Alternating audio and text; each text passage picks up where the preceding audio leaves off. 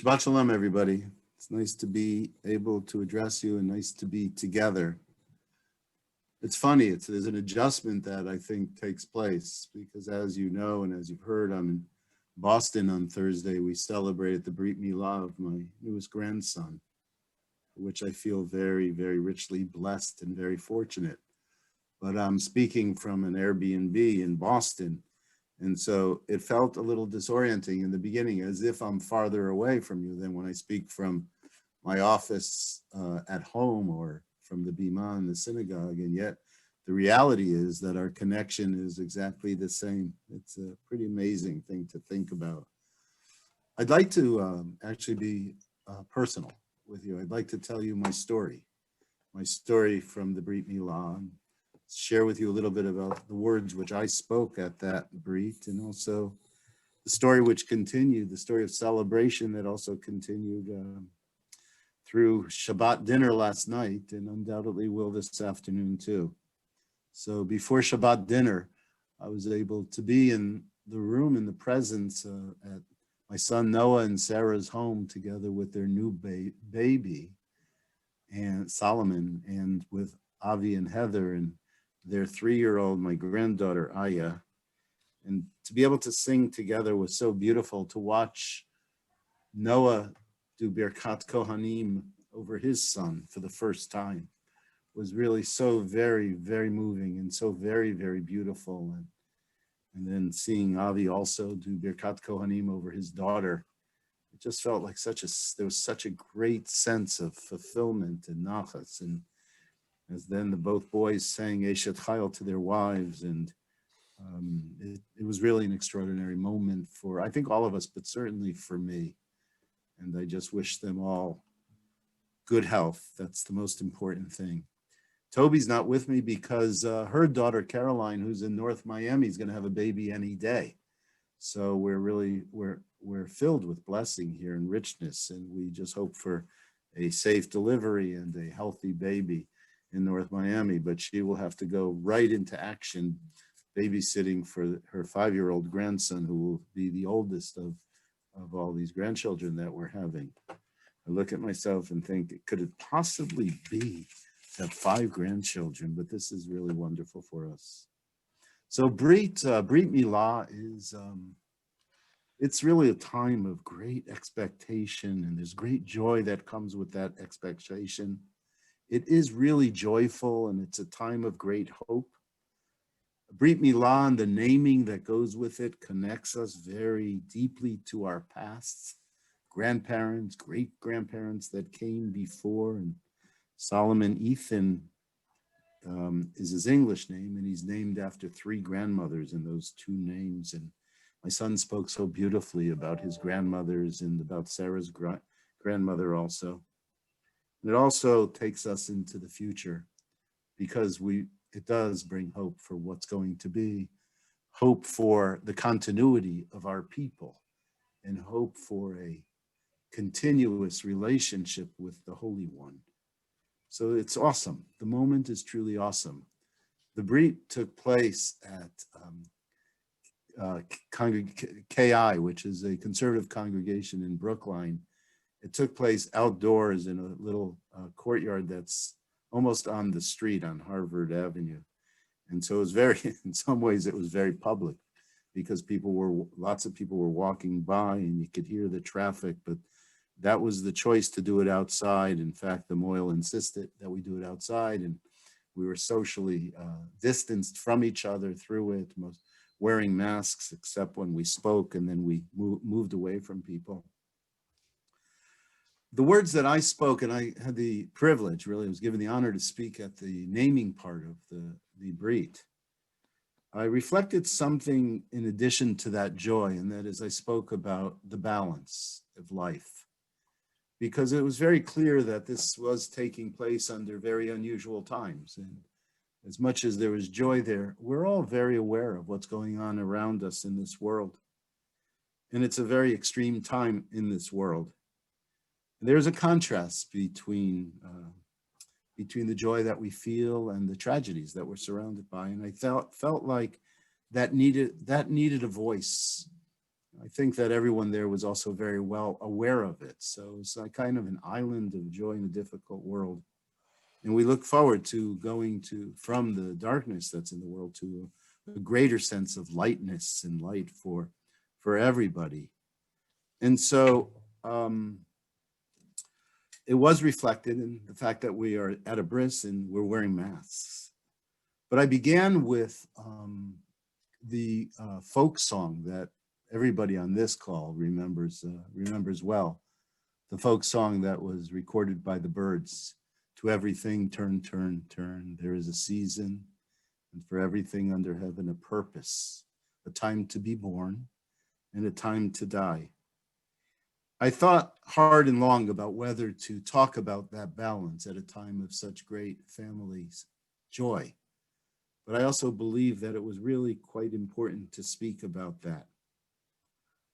My grandson is Solomon Ethan, and in Hebrew, he is Shlomo Barak, and I'm going to talk a little bit about what that name is about too. But they weren't just words that were spoken, and although they were thought of before I arrived at the Brit in terms of the context of the Brit, that is this balance in this world and the need, the significance, the importance to understand that the world does exist in balance and that none of us will just experience joy in the world, that we're all going to experience pain also. But it was really felt very deeply by myself, because as I exited the car that was parked about a block away from KI, I got a phone call, which I took, and it was from one of my closest friends from Ohio, and his 58-year-old wife had just died. And so I entered into the bris with this, this tremendous pull and push, and this tremendous sense of this balance between life and death, between hope and despair. And also with the realization that we go forward and we do have to emphasize the life. We do have to emphasize the hope, but we can't run away from the other either. So this is just the nature of life itself, and that then was a time to celebrate life. As I spoke about it, and as I was thinking about it, I also realized that Brit Milah is in some ways for the individual boy, the individual parents, the ultimate act of entering into a covenant, or maybe the penultimate act of entering into a covenant. It is an extreme act, and it was very profoundly felt, certainly by my daughter-in-law, but also my son as we stood there. This little perfect thing, who was so sweet, and he's so quiet, and they knew that they were giving him over to the moil for a few moments. But yet they felt that that was, as millions of Jews have throughout history, realized that that is an act that we do to connect ourselves to something very, very deep. It's connecting ourselves to a 3,000-year tradition. It's connecting ourselves to a mitzvah that comes from God. And it's identifying ourselves with a people who will be here as long as the world is here. So Brit means covenant. And what we realize is that it's not the only covenant that's written about in the Torah, because there are other covenants. There's a covenant that is in this week's Parsha with Noach. God enters into a Brit with Noach before he enters into the ark, into the Teva. And we're not sure exactly what that promise of that covenant is. The commentaries give us a lot of different answers. But then we know at the end, the covenant, the sign of the covenant is the rainbow. And that's a sign that there is beauty in this world and there's more to come, and that the world will not be destroyed again. It is really a sign of great optimism. Abraham enters into a few covenants with God. It's not just the covenant of Milah, but it's also, he enters into another covenant, Bein Habtarim, a very unusual ritual that's described in the book of Bereshit that you typically don't hear much spoken about, but it's a covenant where Abraham shows his faith, and God on his part promises that the people will have a land one day. There are other covenants in the Torah, you know. There's a covenant that was made at Sinai. And there, if we accept that Torah, if we accept the obligations of that Torah, then God will always be our God, and God will always be there with us. That's kind of like a covenant that each of us made, or all of those of us who have been married or are married, and that is a covenant that's made on the wedding day as we sign a ketubah. And we realize that we're making a commitment for the future and that we're going to be there for the other one, and we do our best to do that. So covenant is such a significant notion. Brit is kind of a core issue, maybe a core notion with mitzvah in the entire Torah. And then there's also this covenant, the covenant of Shabbat. The covenant of Shabbat allows us to come closer to that which is heavenly and that which is spiritual. But covenant as relationship also implies give and take. And like every relationship, at least all that I've heard of in my 67 years, there's imperfection.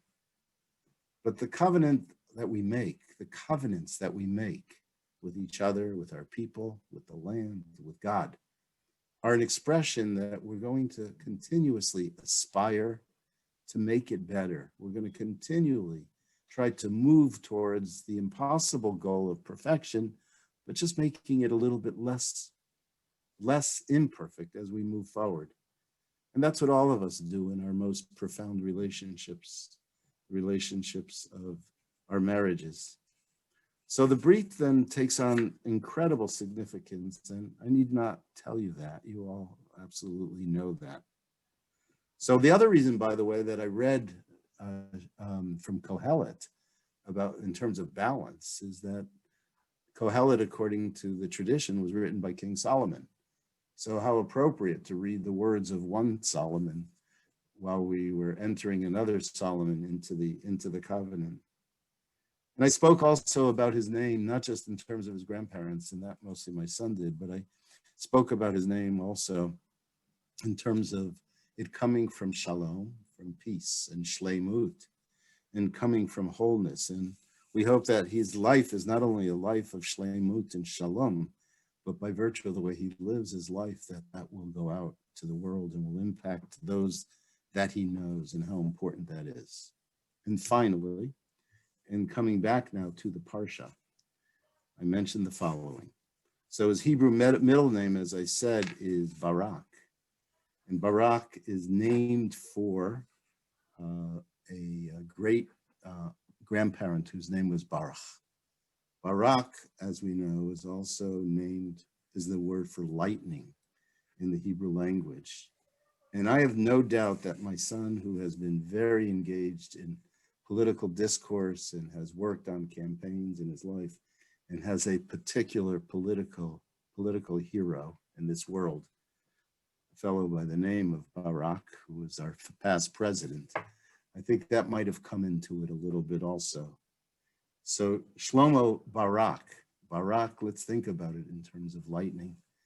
I noted that, so this Parsha where we read about a rainbow, we're reading about one of the most beautiful, wondrous manifestations of the natural world.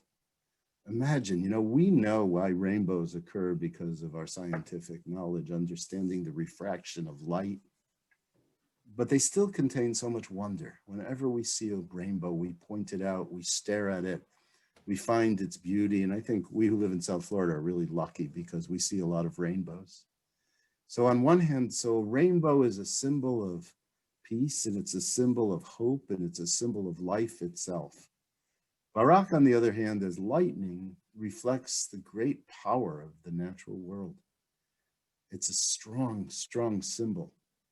And so the hope then that I expressed for my grandson is that he will both have the strength of lightning, but also the beauty and the wonder of the rainbow. And it was really, it's a very moving experience each and every time. Every grandparent knows this. Every parent knows this too. But as grandparents, you can stand a foot back and reflect on it a little more than you can as parents.